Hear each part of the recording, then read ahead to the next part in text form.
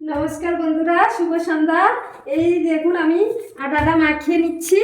এতে একটু লবণ দিয়েছি, আর কিছু দেইনি। এবারে আমি ব্রকলি, গাজর আর মটর দিয়ে সুন্দর করে একটা পরোটা বানিয়ে আপনাদের দেখাবো। এখন আমি দেখুন একটু সবজি ছিল সকালে, এতে অল্প মটরশুঁটি দিয়েছি, দিয়ে এটাকে সুন্দর করে কড়াইতে বানিয়ে নিচ্ছি পুরে দেবো বলে, তারপর পরোটা বানাবো। এই দেখুন বন্ধুরা, আমার কি সুন্দর ম্যাশ করে নিয়েছি। এবারে সবজিটাকে আর আটাও এই দেখুন এরকম করে বেলে নিয়েছি। এবারে এর মধ্যে এই পুরটা দিয়ে দেবো। এই দেখুন এইভাবে বেলে নেব।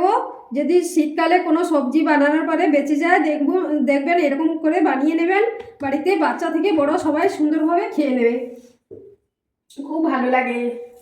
আরও একটু সস দিয়ে দেবেন এর সঙ্গে, খেতে খুব মজা লাগে। এই দেখুন কি সুন্দর আমার বেলা হয়ে গেছে।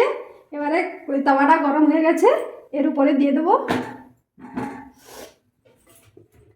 এই দেখুন অল্প একটু তেল দিয়ে দিচ্ছি, এতে হালকা করে, বেশি তেল দেবো না। এই দেখুন কি সুন্দর ফুলে উঠেছে, দেখুন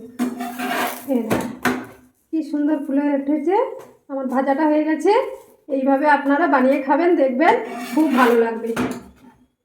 আমরা এটা দিয়েই আজ ডিনার করে নেব। আজকের মতো এটা বন্ধুরা, সুস্থ থাকবেন, আপনারা ভালো থাকবেন।